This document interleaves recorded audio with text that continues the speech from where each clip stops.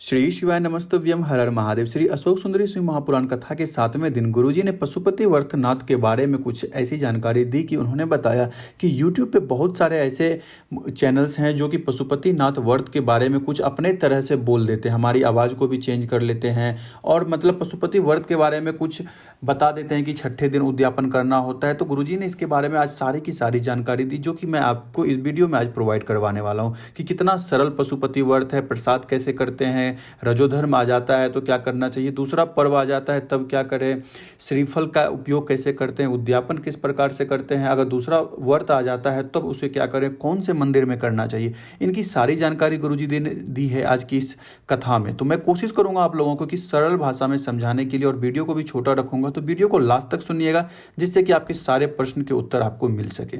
इससे पहले भी मैंने कई बार इस श्री पशुपति व्रत के बारे में वीडियो बनाया है, तो आप उसे भी जाके चेक कीजिएगा जिसमें कि मैंने सरल भाषा में समझाने की भी कोशिश की और वीडियो में आपको लाइव भी दिखाया है किस तरह से पूजा अर्चना की है। तो चलिए सबसे पहले हम जानते हैं कि पशुपति व्रत हम लोग करते हैं। आपकी कोई भी मनोकामना है जो बहुत दिनों से पूरी नहीं हो रही, किसी भी मन्नत को आपने मांगा है महादेव से, बहुत ज़्यादा कष्ट हो गया है, उस कंडीशन में, उस परिस्थिति में हम लोग क्या करते हैं, पशुपति नाथ का व्रत करते हैं। पशुपति नाथ का व्रत बहुत ही सरल व्रत है। इस व्रत को करने के लिए आपको किसी भी सोमवार से आप इस व्रत का शुरुआत कर सकते हैं। कोई भी सोमवार शुरू होता है, आप सोमवार को इस व्रत का शुरुआत कर सकते हैं। आपको टोटल 5 सोमवार व्रत करना होता है, सिर्फ 5 सोमवार। 4 सोमवार आप कंटिन्यू व्रत करते हैं और 5वें सोमवार यानी लास्ट जो सोमवार होता है आपका, उस दिन आपका नॉर्मल उद्यापन हो जाता है। इसमें उद्यापन में भी ज़्यादा कोई मतलब ताम झाम नहीं है, खाने पीने की भी ज़्यादा कुछ नहीं है। सरल भाषा में आपको समझाता हूँ कि सिंपल आपको 5 व्रत सोमवार के करने हैं। सबसे पहले आपको क्या करना है कि सुबह की जो पूजा की थाली आप तैयार करें, जो भी आपको यथाशक्ति हो सकता है अपने थाल में रख ले। कोई ऐसा नहीं है कि यही चीज़ चाहिए आपको, जो भी शिव जी को चढ़ाना है वो आप रख ले।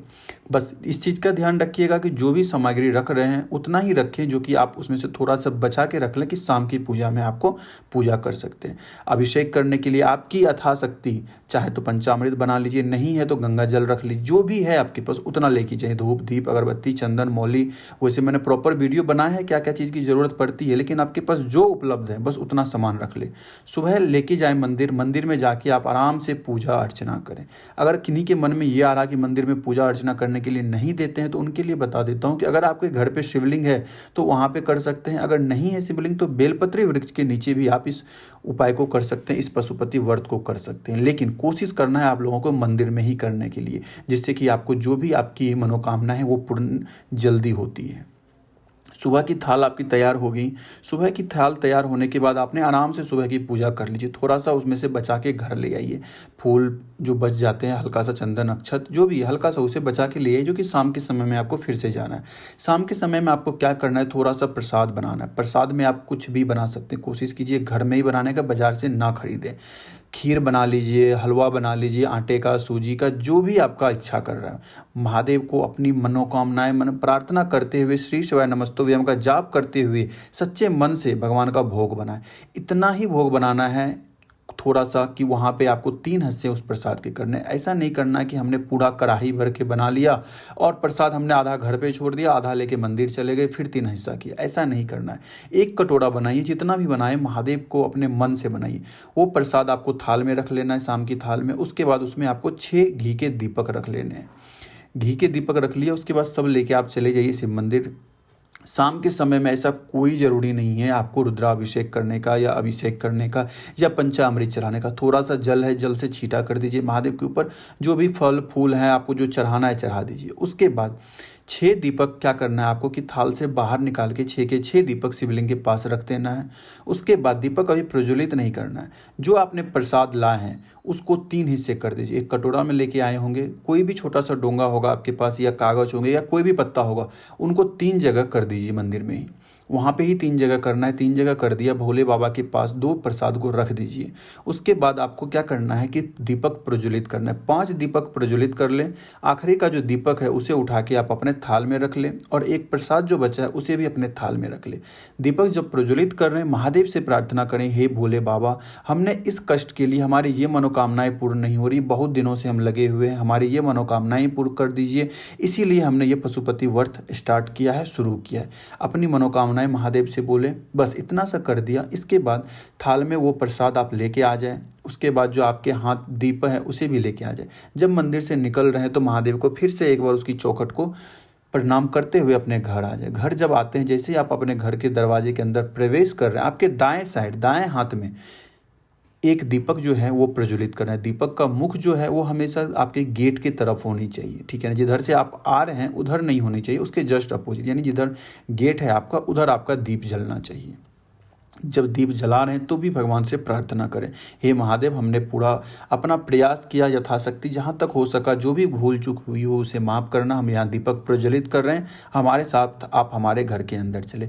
जब घर के बाहर आप दीपक प्रज्वलित कर रहे हैं तो उसके नीचे एक थोड़ा सा अक्षत या चावल रख दीजिए, उसके ऊपर आपको दीप रखना है। जैसे आप घर प्रवेश करते हैं, थाल रखें घर के अंदर।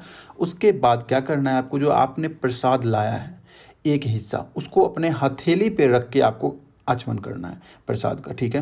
ज़्यादा प्रसाद है तो थोड़ा थोड़ा करके आप खा लीजिए। वो प्रसाद किसी को नहीं देना आपके घर में, न किसी बच्चे को, ना किसी आपके पति को, या नहीं तो किसी को भी नहीं देना। बड़े बुजुर्ग जो भी हैं उनको कोई भी प्रसाद नहीं देना। अब हम बात कर लेते हैं कि अगर हम व्रत कर रहे हैं तो खाना किस प्रकार से खाया जाए। देखिए, सुबह अगर पूजा करके आप आते हैं, पूजा करके आने के बाद आप चाहें तो चाय शरबत ले सकते हैं। कोशिश कीजिए फलाहार करने का, फलाहारी कर लीजिए सुबह में। उसके बाद शाम का समय जब आप पूजा करके आते हैं वहाँ से, उसके बाद आप क्या कर सकते हैं कि घर में जो भी खाना बना है उसे आप खा सकते हैं, नमक भी खा सकते हैं, ऐसी कोई दिक्कत नहीं है। ये आपके ऊपर निर्भर करता है। आप चाहें तो शाम में साबूदाना या खीर भी खा के रह सकते हैं, फलाहार भी रह सकते हैं, या नहीं तो आप क्या कर सकते हैं, नमक खा सकते हैं। इसमें कोई भी लापरवाही नहीं है, कोई भी ज़्यादा झोल नहीं है कि आपको नमक नहीं खाना है।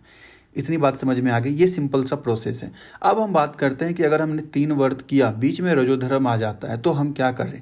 देखिए, बीच में अगर रजोधर्म आ जाता है महिलाओं को तो क्या करना चाहिए कि उस सोमवार को व्रत ना करें, उस सोमवार को आप व्रत छोड़ दें और अगले सोमवार को फिर से व्रत करें। यानी 3 सोमवार आपका कंप्लीट हो गया, चौथे सोमवार आते आते आपका रजोधर्म आ जाता है तो उस चौथे सोमवार को आपको इंक्लूड नहीं करना है, लेकिन फास्ट में रहना है। इस चीज़ का ध्यान रखिएगा, ठीक है ना। नॉर्मल आप फास्ट में रहें, जो भी खाते पीते हैं उसी तरह से खाएं पिएं, और आपको पूजा अर्चना नहीं करनी। उसके बाद अगले बार फिर से आप चौथा कर ले, फिर 5वां कर ले। क्लियर होगी, इतनी बात समझ में आ गई। उसके बाद अगली बात करते हैं कि यह व्रत कौन कौन कर सकता है। देखिए, ये पशुपति व्रत कोई भी कर सकता है, बच्चे, बूढ़े, जवान, लड़कियां, कुमारी लड़कियां सब कर सकते हैं, कोई दिक्कत नहीं। अगर आपके पास सक्षम है तो आप आराम से पशुपति व्रत कीजिए। उसके बाद बात आती है कि पशुपति व्रत हम कहाँ से करें। देखिए, मंदिर से करना है आप लोगों को, ये मैंने पहले ही बताया। अगर आप ससुराल में रह रहे हैं तो एक मंदिर, जिस मंदिर में आपने शुरू किया, 5 व्रत आपको उसी मंदिर में करना है, जहाँ से भी आपने शुरू। अगर आप अपने मायके में हैं तो अपने मायके ही शुरू कर दिया है तो 5 व्रत आपको अपने मायके से करना है। ध्यान रहे कि अगर आप शादीशुदा हैं तो आप जो भी व्रत कर रहे हैं पशुपति व्रत का, सारा पैसा जो आप अपने हस्बैंड से लें, आप अपना कमाई इसमें होना चाहिए, यानी आपका पैसा होना चाहिए। ये नहीं कि आप अगर मायके में आपने पशुपति व्रत शुरू किया है तो पशुपति व्रत शुरू करने के बाद आपने मायके वाले के पैसे से कर रहे हैं, कोई भी फल फूल कुछ ला रहे हैं, तो ऐसा नहीं करना है। अगर जो कुमारी हैं तो वो तो अपने घर में है, अपने पापा मम्मी के घर में, तो वहाँ से कर सकते हैं, कोई दिक्कत नहीं। अगर आप किराए के कमरे में रह रहे हैं तो वहाँ से भी कर सकते हैं। जो भी मंदिर से आपने शुरू किया, 5 व्रत आपको वही किराए के कमरे में ही करना है। इन चीज़ का ध्यान रखिएगा। इतना काम समझ में आ गया आपको। अब बात होती है कि 5वें दिन जो हम उद्यापन करते हैं उसमें क्या करते हैं कि उद्यापन कुछ नहीं, नॉर्मल जिस तरह से आप पूजा करते आ रहे सेम उसी तरह से पूजा कीजिए। लास्ट के समय में आपको क्या करना है, सिर्फ 108 दाने, या तो आप चावल ले लीजिए, मूंग का ले लीजिए, मखान का ले लीजिए, मिश्री ले लीजिए, जो भी आपके पास 108 हो सकते, पुष्प ले लीजिए, कोई भी 108 बेलपत्र जो भी है वो ले लीजिए। एक आपको श्रीफल, एक नारियल लेना है जो आधा छिला हुआ होता है, ठीक है ना। उसके ऊपर एक रोली से आप लपेट दीजिए, 10 से 11, 51, 101 जो भी आपकी यथाशक्ति है उतना आप भेंट चढ़ा दीजिए। बस इतना चीज़ आपको करना है। इसके अलावा कोई तामझाम नहीं, नॉर्मल सा पूजा है, ये उद्यापन आपकी समाप्त हो गई। आशा करता हूँ कि सारी की सारी जानकारी जो भी थी पशुपतिनाथ व्रत के लेकर, जो कि आज ने गुरुजी ने भी यही चीज़ बताया, तो मैंने कोशिश की आपको सरल भाषा में समझा देने के लिए। फिर भी अगर लग रहा है कि आपको कोई भी दिक्कत आती है तो आप हमें कमेंट कीजिएगा, मैं कोशिश करूँगा आप लोगों के सारे सवाल का जवाब देने का। और एक चीज़ और ध्यान रखिएगा, अगर आपको लगता है कि मेरा छठ पर्व आ गया, एकादशी आ रहा है, या कुछ भी इस तरह का पर्व आ जाता है बीच में, तो क्या करें, पशुपति व्रत करें या नहीं करें? पशुपति व्रत आपको नहीं करना है। जो भी आपका पर्व है, तीज है, एकादशी है, द्वादशी है, जो भी, आप पहले उसे कर ले, उसके बाद आप पशुपति व्रत कीजिएगा। आशा है कि सारे डॉट्स आपके क्लियर हो चुके हैं। अगर फिर भी कोई भी दिक्कत है तो कमेंट कीजिएगा, मैं हर कमेंट का आपका जवाब देता हूं। और हमसे जुड़े रहने के लिए आप हमें इंस्टाग्राम या तो फेसबुक पे भी फॉलो कर सकते हैं। मिलते हैं और भी इस तरह की जानकारी के साथ, तब तक के लिए श्री शिवाय नमस्तुभ्यम, हर हर महादेव।